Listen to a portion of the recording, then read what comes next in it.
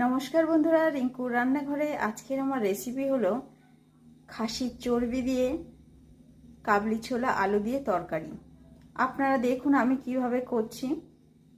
প্রথমে আমি কাবলি ছোলাটা প্রেসার কুকারে দিয়ে 2টো সিটি মেরে নেব। মশলায় লাগছে আদা রসুনের পেস্ট, কাঁচা লঙ্কা, একটা টমেটো কুচনো আর 2টো মিডিয়াম সাইজের পেঁয়াজ। প্রথমে আমি আলুটা ভেজে নেব। আলুটা আমার ভাজা হয়ে গিয়েছে, এখন আমি তুলে নেব। এইরকম ব্রাউন কালার করে আপনারা ভেজে নেবেন। প্রথমে ফোড়নে দিয়ে দেব শুকনো লঙ্কা, দারচিনি, এলাচ, লবঙ্গ, পেঁয়াজ,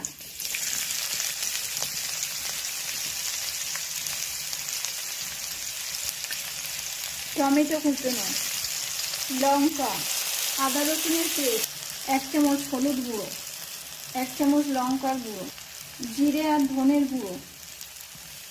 অল্প পরিমাণে আমি জল দিয়ে মশলাটা করে নেব। এখানে আমি খাসির চর্বিটা দিয়ে দেব। প্রথমে ফোড়নে দিয়ে দেব শুকনো লঙ্কা, দারচিনি, এলাচ, লবঙ্গ, পেঁয়াজ,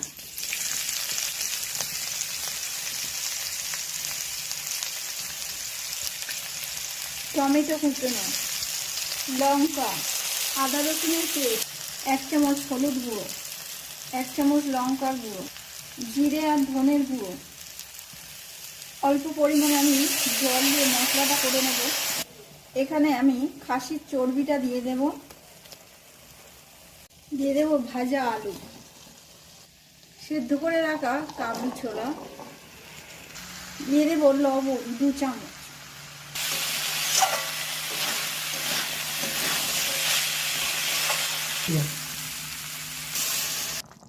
কুড়ি মিনিট ফুটিয়ে নিয়েছি। সব শেষে দিয়ে দেব গরম মশলার গুঁড়ো। খাসির চর্বি দিয়ে আমার কাবলি ছোলার তরকারি হয়ে গিয়েছে। তো আপনারা একবার এইভাবে বাড়িতে করে খাবেন আর কমেন্টে জানাবেন কেমন হয়েছে। আর ভালো লাগলে ভিডিওটি তাহলে একটা আমাকে সাবস্ক্রাইব করবেন আর উপরে বেল আইকনটি প্রেস করবেন নতুন নতুন ভিডিও পাওয়ার জন্য।